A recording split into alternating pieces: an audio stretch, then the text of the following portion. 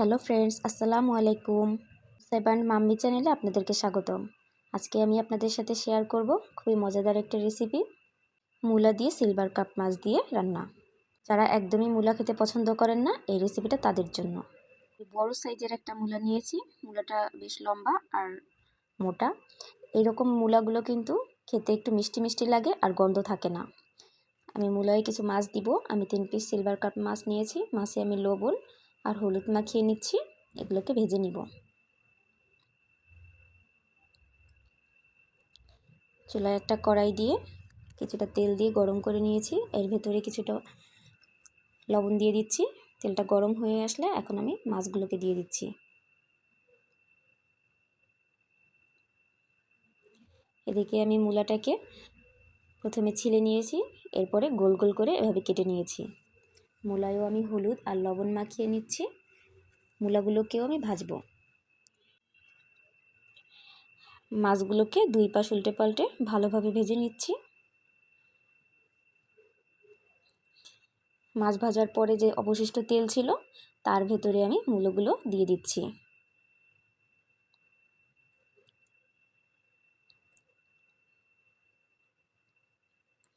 সবগুলো মূলা এভাবে সাজিয়ে দিয়েছি। এখন আমি একটা ঢাকনা দিয়ে ঢেকে দিব। এতে মূলাটা সিদ্ধ হয়ে যাবে আর ভাজাও হবে। ঢাকনা তুলে এখন আমি মূলা উল্টে দিব, অপর পাশ যেন ভালোভাবে ভাজা হয়। আমি আজকে যেভাবে রেসিপিটা দেখাচ্ছি এভাবে যদি আপনারা মূলা রান্না করে থাকেন তাহলে কিন্তু মূলা থেকে কোনো গন্ধ আসবে না আর মূলার তেতো ভাবটাও থাকবে না। যারা মূলা খেতে আমার মতো একদমই মূলা খেতে পছন্দ করেন না তারাও মূলা খেতে পারবেন। এরপর আমি 2টো পেঁয়াজ কুচি করে রেখেছি, এটা আমি তেলে দিয়ে ভেজে নিচ্ছি।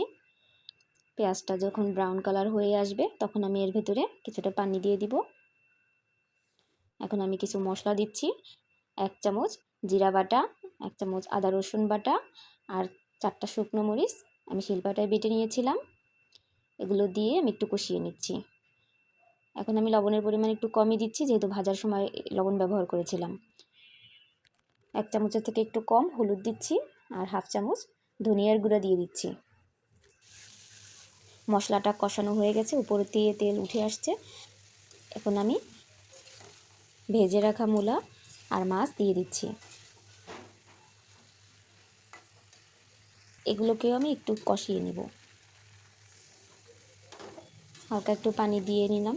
শিলপাটায় যে মশলা বেটেছিলাম সেটা ধুয়ে যে পানিটা রেখেছিলাম সেটা দিয়ে দিলাম। আমি এতে আরও একটু পানি ব্যবহার করব। তরকারির গায়ে একদম মাখা মাখা অবস্থায় ঝোলটা রাখলাম। ঝোল দেওয়ার পরে আমি 5 মিনিট ধরে জাল করেছি।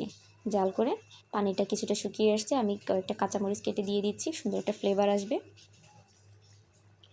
আর 2-3 মিনিট জাল দেওয়ার পরেই আমার তরকারিটা হয়ে যাবে। মূলাটা অবশ্য নরম সবজি, যখন ভাজার সময় কিন্তু সিদ্ধ হয়ে এসেছিল। রান্না শেষ। ভিডিওটা দেখার জন্য ধন্যবাদ। আল্লাহ হাফেজ।